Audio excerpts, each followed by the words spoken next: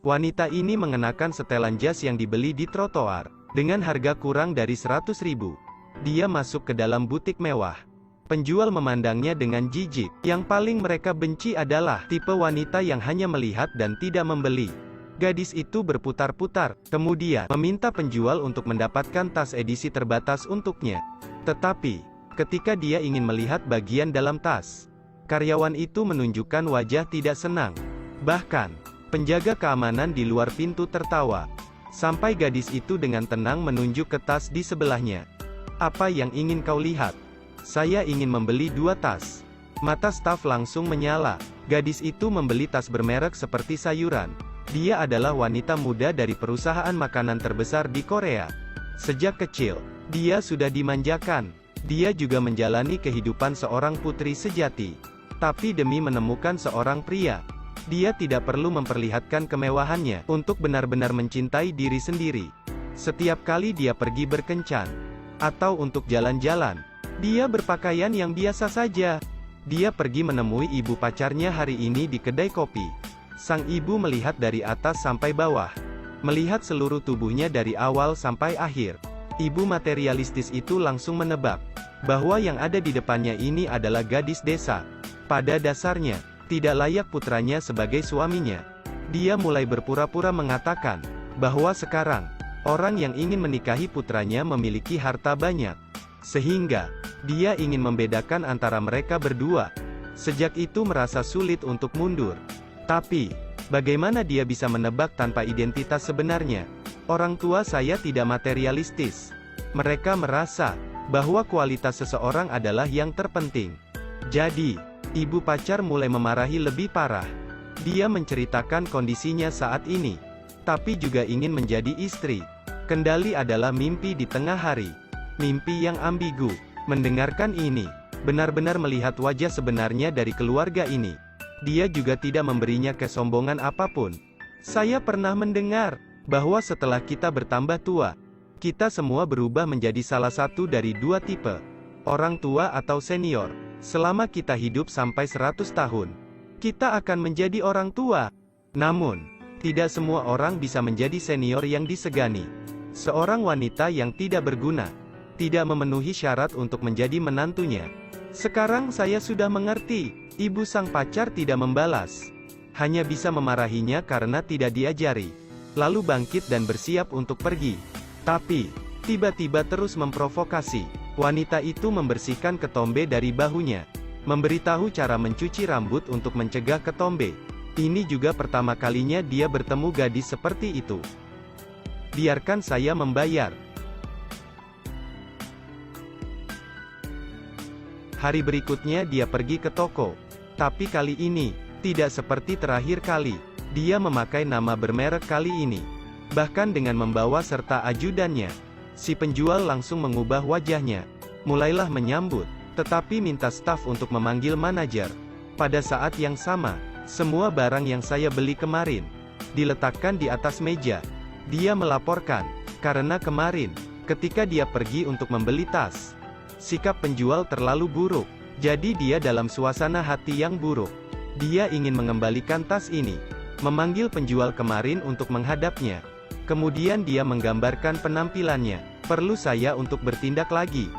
Dia menggunakan ekspresi ini untuk menilai pelanggan dari atas ke bawah. Pelanggan mengatakan dia ingin membeli tas. Dia membuat wajah kesal lagi. Tidak ingin mengeluarkan tasnya. "Ini seperti menganggap saya bahwa hanya untuk bersenang-senang. Bukankah begitu?" Penjual ditugaskan untuk melayani. Dia punya 100 mulut dan tidak bisa menjelaskannya. Manajer hanya bisa dengan patuh membantu mengembalikan barang. Setelah memecahkan masalah, manajer memanggil 2 tenaga penjual untuk datang. Jalan pintas dasar yang tidak dipahami banyak orang. "Tidakkah kamu tahu bahwa sekarang orang-orang kaya sengaja berpakaian sangat sederhana? Jangan istirahat dari pekerjaan toko kelas atas. Kemudian anggap diri Anda sebagai senior. Sama sekali jangan menilai seseorang dari penampilannya." Setelah mengembalikan barang, dia berjalan-jalan di sekitar toko. Dia memberi dengan murah hati. Berbelanja secara royal, untuk membeli lebih banyak tas di toko. Sebelum pergi, dia terutama berdiri sebentar, Penjual hanya bisa menundukkan kepalanya dan meminta maaf ketika dia hendak pergi. Dia menabrak ibu pacarnya lagi. Terlihat berbeda dari terakhir kali. Dia benar-benar tidak bisa mempercayai matanya. Dia dengan bersemangat pergi untuk menyapa. Sangat sopan mengangguk begitu lama. Ibu pacar yang seperti pantat itu mengejarnya. Sampai dia melihat mobilnya sendiri. Dia juga benar-benar tercengang. Tunggu sebentar. Wanita ini benar-benar berlebihan. Kemarin dia memakai pakaian biasa. Pergi ke toko kelas atas untuk membeli barang-barang. Tapi ditanggapi dengan jijik. Hari ini, dia mengenakan pakaian desainer. Pergi ke toko. Untuk mengembalikan barang dan marah pada staf. Satu sisi, baru saja membuat marah calon ibu mertua yang suka menyanjung. Satu sisi, berubah menjadi detektif yang membuka kedok perselingkuhan.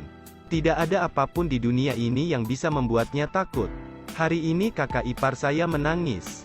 Lari pulang dan beritahu suaminya ingin menceraikannya. Dan sang ibu terheran-heran. Ketika dia tahu, sebelum pengantin wanita kembali ke rumah, dia membawa perceraian. Beritahu semua orang di rumah. Juga dibuat bodoh. Andai saja ayahku tahu, maka dia kemungkinan besar akan menendang Anda keluar dari rumah. Dia menghibur kakak iparnya. Menasihatinya untuk pulang dulu. Saya akan memikirkan bagaimana menanganinya. Sampai malam, ketika mereka berdua berbicara di telepon, kakak ipar mengatakan padanya, untuk memeriksa telepon suaminya. Tapi dia tidak menemukan sesuatu yang aneh.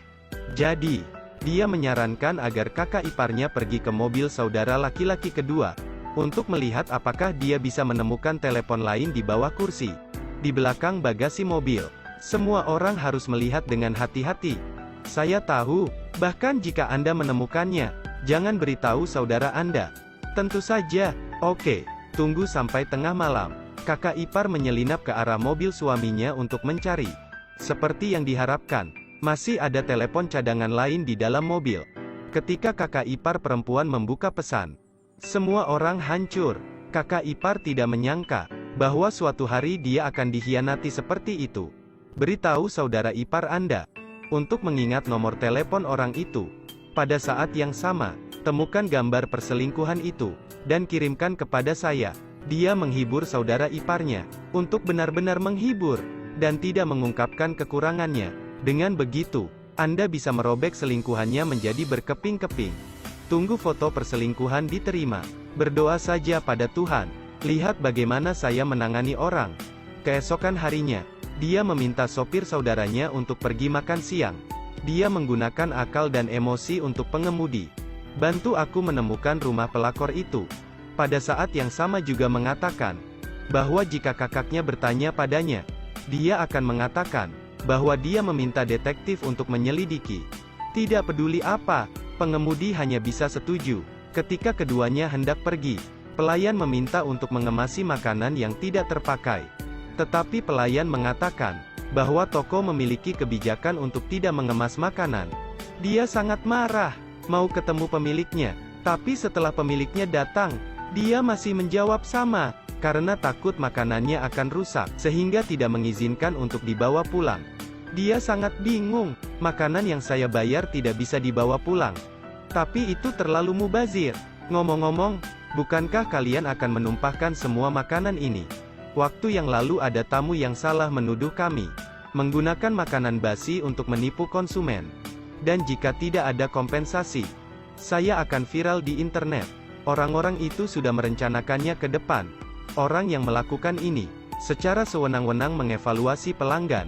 Itu sepertinya kurang tepat. Dia merasa bahwa saya sengaja akan merusak makanan untuk memeras beberapa orang. Kenapa dia tidak bisa melihat orang? Apakah Anda ingin mengemasnya untuk saya? Moto bisnis tidak bisa melanggar aturan. Semoga kamu mengerti. Aturan saya adalah bahwa makanan yang orang lain kerjakan dengan susah payah tidak boleh disia-siakan. Anda merasa ada yang tidak beres, membuangnya, atau hanya mengemasnya dan membawanya pulang. Orang tua Anda mungkin tidak mengajari Anda, membiarkan Anda membuang makanan sesuka Anda. Tidak punya alasan dasar untuk tidak mengatakannya lagi. Jadi dia hanya perlu melanggar aturan makanan untuk disajikan. Menunggunya keluar setelah meniup asap. Sekretaris di dekatnya tidak bisa menahan tawa. Yang ditakuti adalah seorang wanita. Sangat cepat, sopir menemukan alamat rumah sang pelakor, dan membawanya bersama dua saudara iparnya. Segera bergegas menuju ke sana. Ketika mereka mengungkapkan identitas mereka, sesaat suasana menjadi tegang. Ibuku juga ada di rumah. Jadi dia memikirkan cara untuk membuat orang-orang keluar untuk berbicara.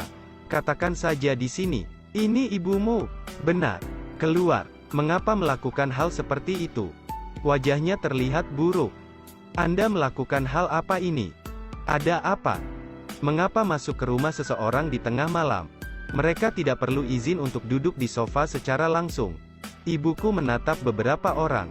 Tanpa kesopanan ini, saya tidak mengerti apa yang terjadi. Pada akhirnya, langsung masuk ke masalah.